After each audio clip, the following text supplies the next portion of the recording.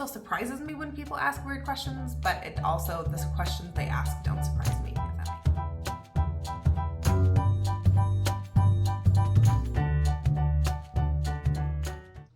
Hey everybody, and welcome to Mile High Homeschool. If you're new here, my name is Megan, and yeah, I'm just here to share some encouraging stories and hopefully uplift you and make you laugh a little bit and let you know that you're not alone on this journey of homemaking and homeschooling.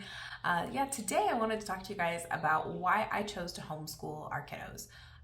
A big reason why we chose to homeschool was because it was familiar to me and comfortable to me, because I was actually homeschooled growing up. So my mom actually homeschooled myself and my 3 older siblings, so I'm technically what people would call a second-gen homeschooler. I feel very privileged to have had that experience from kindergarten all the way to the end of high school, to have that as my background, because then making the decision to homeschool my kids was kind of more like a default decision almost. Like, we put a lot of thought into it, but it was very easy. It was definitely my comfort zone, just because I was familiar with it. I'm used to homeschooling, to the concept of it, the mindset behind it, that kind of thing. I'm used to the weird questions that people ask you, that kind of thing. It still surprises me when people ask weird questions, but it also, the questions they ask don't surprise me. Another big reason we wanted to homeschool was because of the flexibility that homeschooling offers, whether it's with travel or holidays, vacations, time with family, that kind of thing, even what you study itself. The flexibility that homeschooling has was much greater than what we saw with our other options for school for our kids. We wanted to travel when it was convenient for us. My husband's family all lives out of state, and traveling over summer does not work well for us. It just doesn't. And so I didn't want to have to travel when everyone else was traveling. If I wanted to travel in the middle of October, I wanted to be able to go in the middle of October and not have the teachers be upset because of absences or have to make up school days or that kind of thing, or take a bunch of homework with us. Like, I wanted to be able to do it on our schedule. And if that meant having that be a break in our school, or we take school with us, like, I just wanted it to work for us. It was one of those things. My husband and I kind of have the philosophy that our kids joined our lives. It's not that our lives went on pause for however many years while we have kids in the house. And so school's kind of that same thing of, like, it's just part of the life that comes along with us. It's not, hey, we stop everything because there's school. It's just part of life. And so, hey, this is a good day to go see my mom, even though it's a Wednesday, we're going to go see my mom and dad on a Wednesday and help them out with stuff, you know, or the flexibility when it comes to what you study of our kids. Like, for me, when I was growing up, I was very interested in cooking and art and that kind of thing. So in high school, I had cooking classes and art classes, whereas my brother, he was not interested in either one of those. I still don't think he is. So he never studied that. My mom didn't have that as part of his curriculum. So it's cool because you can be really flexible with what you study. Or like, for instance, my daughter right now, as she's getting ready to start first grade, one of the things we're starting to teach her is American Sign Language, because our youngest son is actually hard of hearing in both ears, partially. And so we teach her American Sign Language, and we're going to teach our other kids as well. So that way it's easier for them to communicate with our son. It's a flexibility thing, whereas not a lot of schools, I think, would have that option, and it would have to be something we'd have to add on top of her regular schoolwork. And so we wanted to have that. Just kind of flexibility and choice of what we do and how we did it. Even when it comes to like the daily schedule, I'm not a morning person. I did not want to wake up early, get my kids up early, drag them across town to go to school. Like, another thing that meant a lot to us too with homeschooling was the fact that we could do more rabbit trails if we wanted to, and like pursue something that our kids were interested in. So if my daughter if she gets really interested in a certain kind of tree or flower or something like that, then we can study it, and we can go on a field trip to go find it and document it and do nature studies about it, and like do a whole study on biology and plants and how they work and photosynthesis and all this stuff. Or if we want to do a thing on cars for my son G, like, we can go do that. It doesn't have to be a big deal. And then we can come back to what we need to when we need to. And so we have that flexibility for rabbit trails and just pursuing the interests that my kids have, and letting them be curious and be interested in things and learn how to pursue that curiosity and how to find information and look that kind of stuff up and that kind of thing. Another really big thing for us was real life experience, and having our kids have the opportunity, whether it's through having a job or being with family or just living life with us while we go through life, getting more real life experiences under our kind of tutelage and oversight, if that makes sense.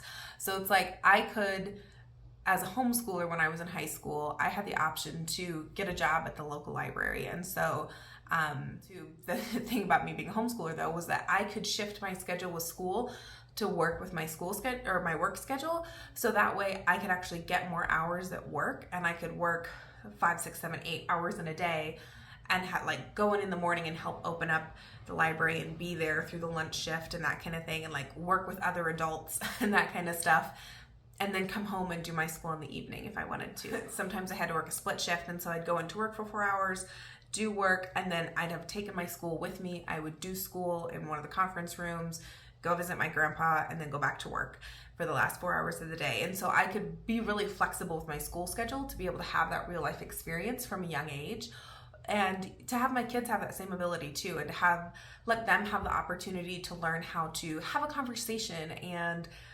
interact with people that are different ages and from different backgrounds and from different demographics, even as we go through life and have those opportunities. Because a lot of times in school, a child's class is determined on all the other kids with birthdays within the same year and that live in the same area, all being forced to learn the same thing. And like no other situation in life is like that. Like it's not like everyone you work with at a job is all from the same background and all has the same age and all learning the same thing. Like even if they're in college and they're with kids of similar ages, like some kids go to college later or go to college earlier, or they're adults going back to go to college to earn a degree or something like that. And so like I wanted my kids to be able to relate with people and have better people skills and relationships with people based on real life experience and having that kind of background and knowledge that they otherwise wouldn't get to have if they were just stuck in a classroom all day. One thing that mattered a lot to us too, that I feel happens a lot in public schools, is the fact that a lot of times in public schools they teach to a test instead of actually teaching to make sure their kids are learning the information. This is not a criticism of teachers or what their efforts or thoughts or motives are for teaching kids. Like I have the utmost respect for teachers. I think though that unfortunately, just because of how the school system is set up, they're teaching to help kids pass a test, not to help kids actually learn how to learn and how to pursue things and that kind of thing. And so because of that, there's not a lot of information retained, and then kids become adults and they don't know how to learn and they don't know how to study something or acquire a new skill for themselves. And as a homeschool teacher, what mattered to me was teaching my kids how to teach themselves something, how to learn, how to have that love of learning, and how to pursue something and really like dig into something, not just being able to regurgitate back information. And so lastly, one of the big things, which are actually two things that are kind of combined and go hand in hand, is that I realize it is a huge privilege that I have to be a stay-at-home mom and to be with my kids and to have the opportunity to homeschool. And so part of my belief is that because I have that privilege, which is a privilege that came through sacrifices we made and choices we made to live the life we have. It's not like we're sitting on some trust fund kind of a thing. Like we've just made sacrifices to do that. And I'm thankful that we had the option to make those sacrifices and to do that and make those life changes. As a stay-at-home mom, then I view it as a responsibility that I have to teach my kids and to help protect their innocence and to preserve their childhood.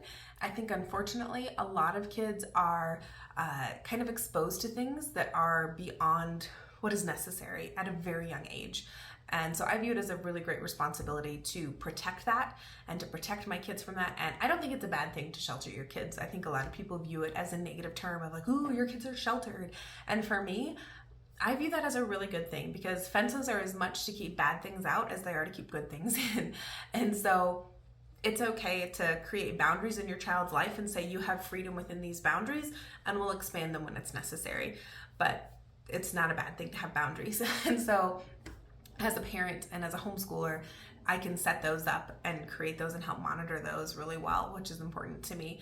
And a big part of that too, like I said, is my faith and being able to pass that on to my kids and help them as they have questions and help them find answers and help them grow and mature in their faith and walk, and to help them be able to make the decisions that they need to in their life until it's they're 100% operating on their own ability, like to help guide them to that maturity so they're standing on their own 2 feet and they know how to answer the questions and they know how to find the answers and they know how to pursue and study things that matter to them.